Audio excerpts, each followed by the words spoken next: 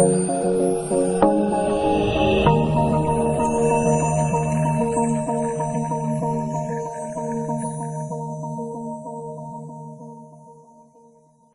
warahmatullahi wabarakatuh. Selamat datang, salam budi luhur. Baik, hari ini kita sudah sampai di pertemuan ke-12. Nah, di pertemuan minggu lalu kita sudah membahas mengenai distribusi normal. Untuk hari ini kita akan masuk ke regresi linier sederhana. Kita latar belakang. Oke. Terdapat kejadian-kejadian atau kegiatan-kegiatan atau masalah yang saling berhubungan satu sama lain. Dibutuhkan analisis hubungan antara kejadian tersebut. Kemudian perlu dibahas mengenai bentuk hubungan yang ada atau diperkirakan ada antara kedua peubah tersebut.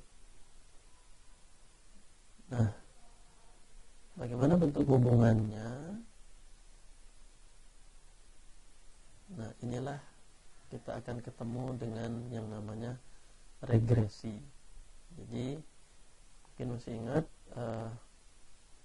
apa yang diukur dari hubungan tersebut, bagaimana hubungan fungsional dua kejadian tersebut, atau bagaimana persamaan matematis yang merepresentasikan hubungan dua kejadian tersebut. Nah, itulah yang dinamakan dengan analisis regresi. Nah, itu kita mengenal kalau di statistik ini ada analisis regresi, kemudian nanti ada analisis korelasi. Nah, kalau regresi yang tadi itu adalah bagaimana hubungan fungsional dua kejadian tersebut atau bagaimana persamaan matematis yang mempresentasikan hubungan dua kejadian tersebut. Itulah analisis regresi. Sedangkan analisis korelasi itu bagaimana kekuatan atau keeratan hubungan dua kejadian tersebut. Jadi kalau korelasi itu yang dibahas itu adalah keeratan hubungannya antara kejadian-kejadian tersebut. Sedangkan kalau di regresi itu bagaimana hubungan fungsional dua kejadian tersebut. Nah, mungkin masih ingat kalau di sini kita mengenal variabel itu ada dua, variabel bebas, kemudian dengan variabel tak bebas. Oke. Nah, variabel bebas itu biasanya dilambangkan dengan X, kemudian variabel tak bebas atau terikat itu dilambangkan dengan Y. Nah, jadi nanti variabel bebas ini itu bagaimana perubahannya itu akan menentukan bagaimana nilai dari variabel terikatnya atau variabel tak bebasnya ini. Betul. Ya. Ukuran dalam regresi itu kita mengenal ada yang namanya koefisien regresi, yaitu mengukur besarnya pengaruh X terhadap Y. Nah, kalau koefisien korelasi itu mengukur kuat tidaknya hubungan X dan Y. Jadi ini kita bedakan dulu antara regresi dengan korelasi. Nah, yang kita bahas di sini adalah regresi nanti. Jadi kita akan mengukur besarnya pengaruh X terhadap Y. Nah, itu bagaimana perubahan X itu akan menyebabkan perubahan pada Y-nya seperti apa. Oke. Nah, uji hipotesis dalam regresi itu ada uji keberartian koefisien regresi, kemudian uji keberartian model regresi, itu uji linearitas, kemudian ada uji korelasi. Kemudian jenis regresi linear sederhana, itu ada linear positif, kemudian ada linear negatif. Nah, apa itu garis regresi? Garis regresi ini adalah garis linear yang menunjukkan pola hubungan antara dua variabel, misalnya variabel X dan Y. Sebenarnya hanya merupakan garis taksiran yang dipakai untuk mewakili pola sebaran data tersebut. Nah, bentuk model regresi linear sederhana itu adalah dalam bentuk seperti ini. Y, kemudian sama dengan alpha plus b x plus ini adalah error nih epsilonnya. Nah, ada juga yang pakai lambangnya itu y sama dengan a plus bx. Nah, ini kalau kita tidak sertakan errornya di sini, kita pakai persamaan seperti ini. Oke, di mana error itu adalah kesalahan ya. Error random, kemudian bentuknya seperti ini, modelnya itu ya. Mungkin masih ingat, ini adalah persamaan garis ya. Kalau kita di matematika itu ada persamaan garis, karena regresi ini digunakan sebenarnya untuk memodelkan. Jadi memodelkan hubungan antara variabel tadi x dengan y itu dalam bentuk model matematis. Nah, itu karena hubungannya itu jadi kalau biasanya kita menggambarkan hubungan antara dua variabel itu dua dimensi dalam bentuk diagram, kalau data ini biasanya digambarkan ada yang namanya scatter diagram ya. Scatter diagram.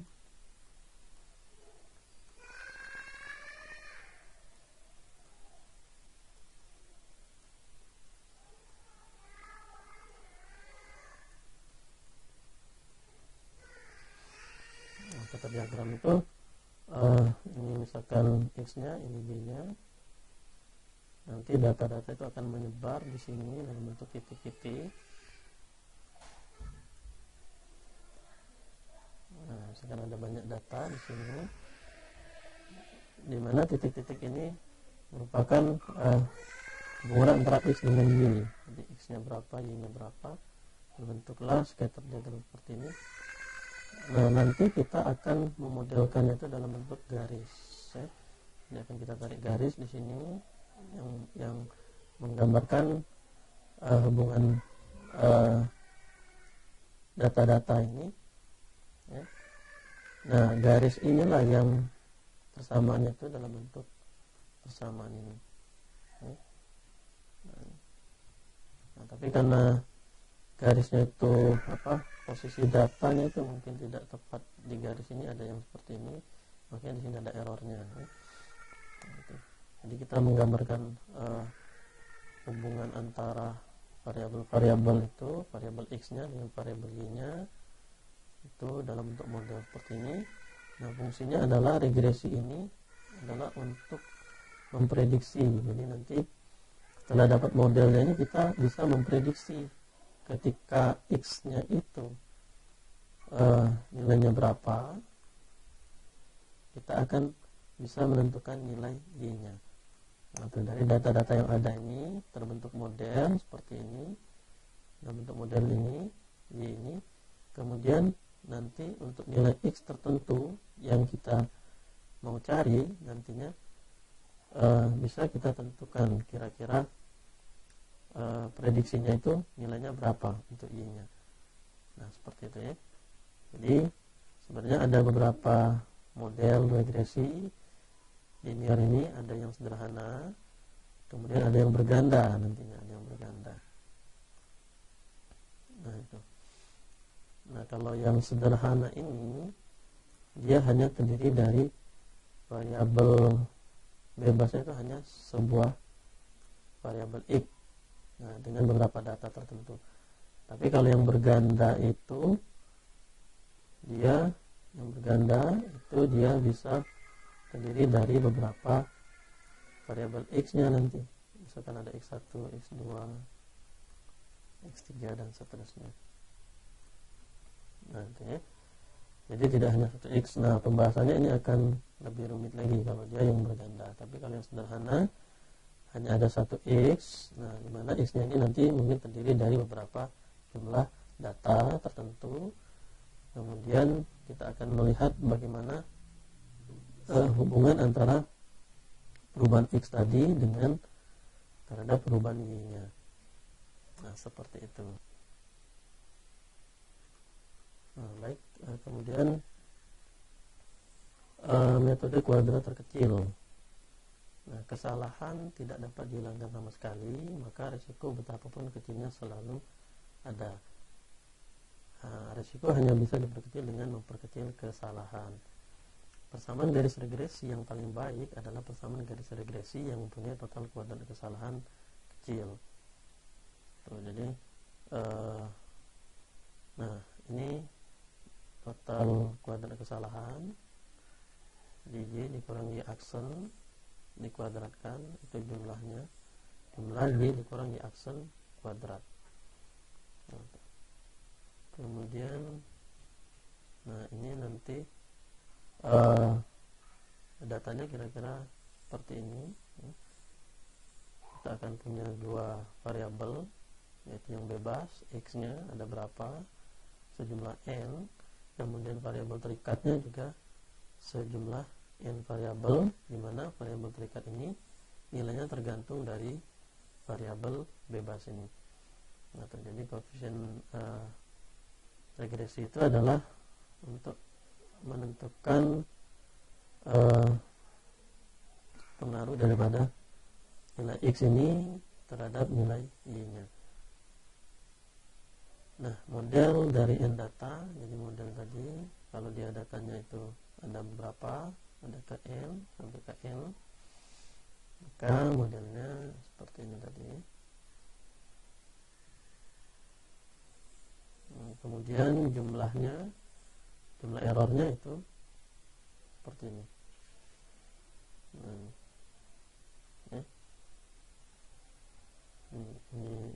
ini persamaannya, kemudian dimana errornya itu adalah ini. Jadi jumlah error itu adalah seperti ini. Ini error kuadratnya, jumlah errornya seperti ini. Nah, C jumlah error ya. Oke, kemudian J diturunan terhadap alfa dan beta, maka nanti ini penurunan aja, nanti kita akan dapatkan persamaan baru, turunkan lagi. Nah, kita akan dapatlah A dan B takdiran dari alfa dan beta. Nah, jadi nilai A nya itu pakai rumus ini.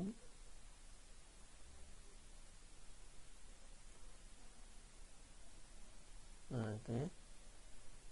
Kemudian bisa juga itu ditulis dalam bentuk ini. Ini rata-rata Y, itu ini rata-rata Y-nya.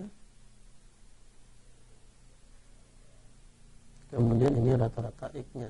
Nah, boleh. Atau kalau mau sederhananya penulisannya itu nilai A itu adalah, jadi kita mau menentukan nilai A itu gimana? Nah, pakai rumus ini. Untuk mencari persamaan Y tadi. Persamaan Y tadi. A-nya gimana? Rumus ini sederhananya kita tulis ya gini aja boleh.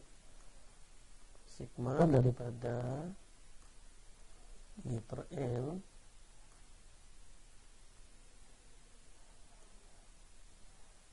dikurang B dikali sigma dari X per N. Nah, ini rumus untuk menentukan A nya, rumus ini. Oke, kemudian dari sini turunkan lagi akibatnya. Nah, kita akan dapatkan nilai B nya. Nah, ini B nya. Nah, ini untuk mencari nilai B nya menggunakan rumus ini. Atau kalau mau sederhana kita tulis saja B itu sama dengan N dikali sigma dari X atau XY sama saja ya. XY kemudian dikurang sigma X dikali sigma Y. Nah, kemudian dibagi N dikali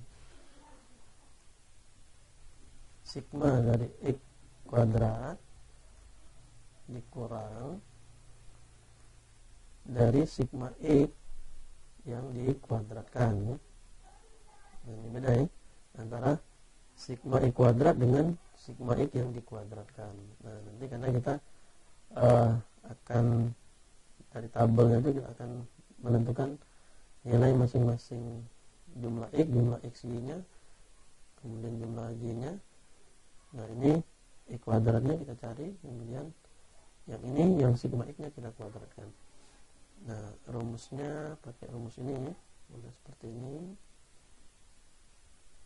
secara singkat. Nah, jadi untuk menentukan cari A-nya gimana, pakai rumus yang ini. Mencari B-nya pakai rumus ini. Ya. Oke. Nah, ini boleh pakai rumus seperti itu, boleh pakai rumus lain. Nah, kemudian ini simpangan kuadratnya ya. X dan Y-nya pakai rumus ini. Kemudian dari sini kita dapat B-nya. Nah, kita nilai persamaan B-nya. Kemudian jumlah kuadrat, ada jumlah kuadrat total, jumlah kuadrat regresi, dan jumlah kuadrat sesatan. Nah, masing-masing rumusnya adalah ini, jumlah kuadrat total, kemudian jumlah kuadrat regresi, kemudian jumlah kuadrat sesatan. Menggunakan rumus ini. Ini, ya, lanjutannya seperti ini. Nah, hubungannya JKT, JKR dengan JKS itu adalah ini. JKT itu JKR ditambah JKS. Kemudian derajat kebebasan masing-masing JK. Nah, untuk JKT N-1, untuk JKR itu 1, kemudian JKS itu minus N-2. Nah, hubungannya seperti ini. Ya. Oke. Rata-rata jumlah kuadrat itu kuadrat tengah, atau kuadrat rata-rata itu rata-rata jumlah kuadrat didefinisikan dengan jumlah kuadrat dibagi dengan derajat kebebasannya.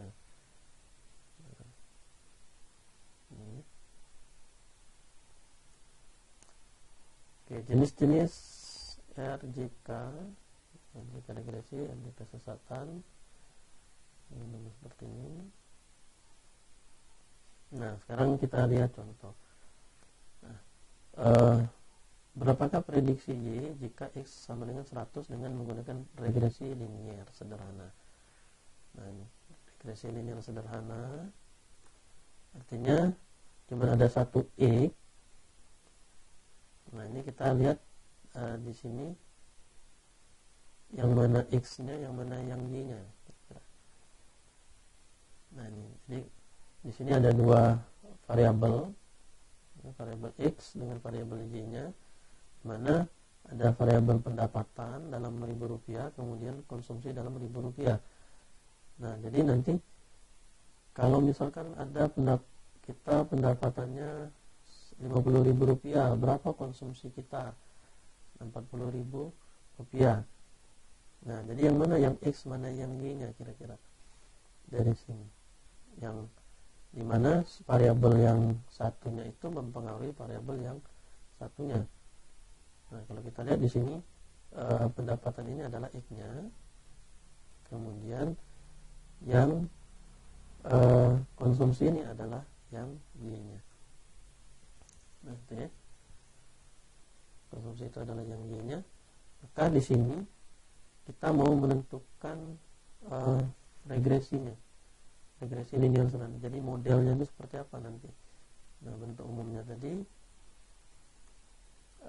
yaitu sama dengan A ditambah B X. Nah, B ini kemiringan nih, kemiringan. Kalau di persamaan garis ada gradien. Nah, bagaimana menentukan A B nya pakai rumus yang tadi? Nanti kita akan dapat lagi nya. Nah, inilah modelnya untuk data ini. Model regresi untuk data yang ada ini, ketika pendapatan 50, kemudian konsumsinya 40. Kalau pendapatannya 60, maka konsumsinya Rp45.000. Nah, nanti kita akan memprediksi gimana kalau pendapat pendapatan kita itu 100.000, kira-kira konsumsi kita berapa? Nah itu ya. Jadi kita akan modelkan, ini model regresinya. Artinya kita akan cari dulu nilai A nya, kemudian nilai B nya. Nah, jadi dari tabel ini kita tentukan dulu berapa nilai XY, kemudian nilai X kuadratnya. Kemudian kita cari, nah ini kita cari masing-masing sigmanya. Nah ini nanti kita masukkan ke rumus. Oke. Jadi untuk menentukan Y-nya, nah Y-nya itu sama dengan A plus BX. Maka kita cari A-nya dulu, kemudian kita cari B-nya. Nah, A-nya rumusnya apa? Yang tadi rumus A-nya itu adalah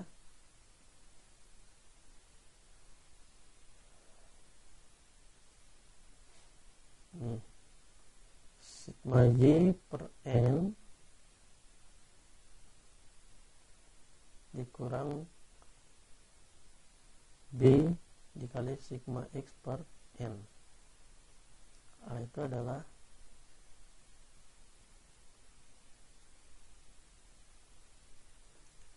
sigma Y per N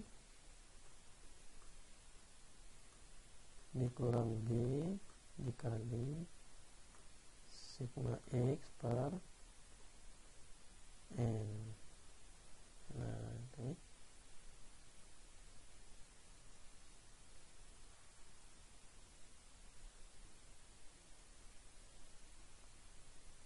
Nah, untuk mencari B-nya, rumusnya adalah, nah ini sigma XY N dikali sigma XY dikurang sigma X dikali sigma Y dibagi N dikali sigma Y kuadrat dikurang sigma X kuadrat. Kita cari, jadi untuk mencari A kita harus cari B nya dulu. Nah, B nya pakai rumus ini.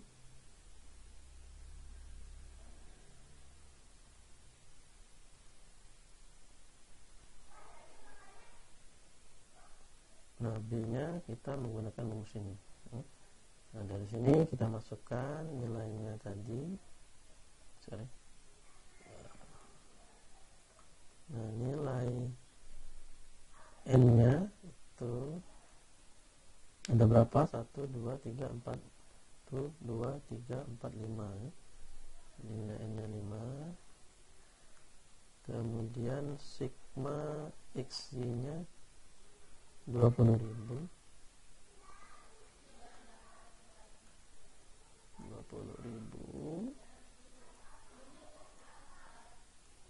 dikurang sigma E 350, sigma Y 350, sigma Y nya itu 275.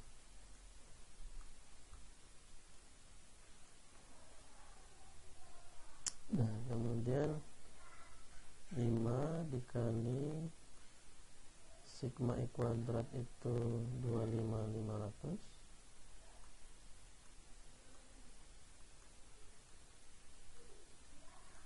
dikurang sigma E 350 dikuadratkan. Nanti dicari pakai kalkulator atau pakai Excel. Dapatlah nilai B nya itu adalah 0,75. Nah, ini kemudian setelah dapat nilai B kita masukkan ke persamaan ini A nya, sigma Y per N. Sigma Y per N itu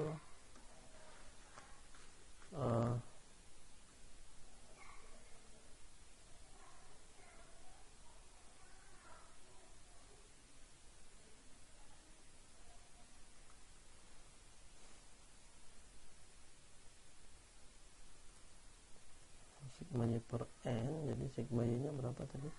275 dibagi N nya itu 5 dikurang B nya itu 0,75 dikali sigma X itu 350 dibagi 5 bagi 5 dapatlah nilainya A nya itu 2,5. Nah dari sini kita dapat Y nya jadi ini modelnya itu Y nya itu adalah 2,5 nilai A nya ditambah B nya 0,75 X. Nah inilah model yang didapat atau regresinya. Regresi linear sederhananya itu adalah 2,5 ditambah 0,75 X. Nah kalau tadi pertanyaannya berapa prediksi Y untuk nilai X sama dengan 100, tinggal kita substitusikan ke persamaan Y ini. Jadi 2,5 X nya kita ganti dengan 100, 0,75 dikali 100, maka hasilnya itu adalah 7,77,5. Nah ini dalam ini karena tadi dalam 1.000 berarti Rp1.000 ya. Nah 7,75 Rp1.000. Nah kira-kira seperti itu. Jadi regresi ini adalah model matematis kita untuk memprediksi hubungan antara variabel bebas dengan variabel tak bebas. Nah kalau contoh ini tadi variabel bebasnya itu misalkan pendapatan dengan konsumsi. Nah, kita punya data seperti ini dengan pendapatan dengan pendapatan seperti ini, konsumsi yang kita gunakan itu adalah segini. Nah dari sini kemudian kita mau memprediksi gimana kalau kita pendapatan kita Rp100.000, kira-kira konsumsi kita berapa? Nah kita modelkan, dapatlah ini modelnya, kemudian kita masukkan nilai X nya 100, variabel bebasnya, maka didapatlah nilai 77,5 Rp1.000. Nah jadi seperti itu nih regresi itu nih. Di data itu tentunya itu ada error, tapi yang paling baik itu adalah errornya yang paling kecil nih. Jadi garis regresi yang nilai error paling kecil itu yang kita gunakan. Nah kalau ini kita tidak memasukkan errornya di sini, kita hanya memodelkan Y-nya seperti ini, dapatlah nilainya Rp77,5. Nah, baik, untuk pertemuan hari ini kita sampai di sini. Untuk mengakhiri, Bapak ucapkan wassalamualaikum warahmatullahi wabarakatuh.